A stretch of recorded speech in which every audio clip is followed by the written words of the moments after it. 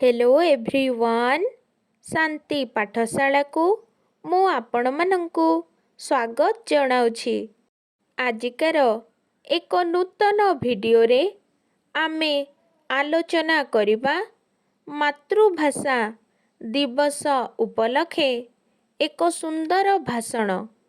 जदि चैनल को एबे पर्यंत सब्सक्राइब करिनाहंती तेबे सर्वप्रथमे सब्सक्राइब करिनियंतु एवं बेल आइकन टिकु प्रेस करि दियंतु।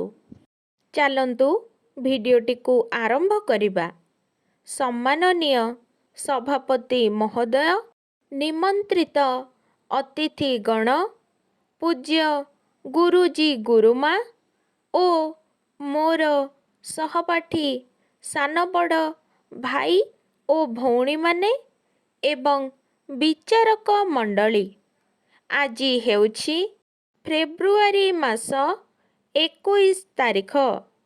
एही दिनटी को मातृभाषा दिवस रूपे पालन करा जाए। मातृभाषा आम संस्कृतिर एक गुरुत्वपूर्ण अंश। मातृभाषा को भल पाउथिबा प्रत्येक मनीष पाई एहा गर्वर विषय अटे। मनुष्य निजर जीवन को जेतिकी भल पाए मातृभाषा को भल पाए ताठारु अधिकतर। मातृ संबंधी भाषा बा निजर मातृभूमि सहित संबंधित भाषा ही मातृभाषा। माँ जेपरी संतान पक्षरे सबुठारु आदरणीय एवं बरणीय हेबार देखा जाए, अनुरूप भावे मातृभाषा प्रत्येक मनुष्य पक्षरे एकांत आदरणीय ओ ग्रहणीय होई थाए।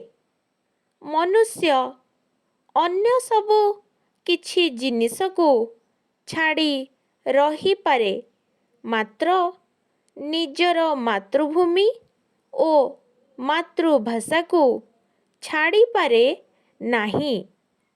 नवजात शिशुर नवनीत अधରରେ मातृभाषा ही प्रथम करी फुटी उठी थाए। हृदयर आवेग को जड़े व्यक्ति मातृभाषा माध्यमरे जेपरी प्रकाश करे, अन्य भाषा माध्यमरे सेहीपरी प्रकाश करि पारे नाही। जाति उन्नत हुए, मातृभाषा उन्नत हेले। तेणु कवि गंगाधर मेहेर यथार्थरे कहिथिले, उच्च हेबा पाई कर जेबे आशा, उच्च कर आगे निज मातृभाषा। आजिकार एही भिडियोटी आपणଙ୍କୁ जदि टिके भी भल लागि थाए तेबे लाइक, शेयर एवं सब्सक्राइब करने को जमारो भूलिबेनी। धन्यवाद।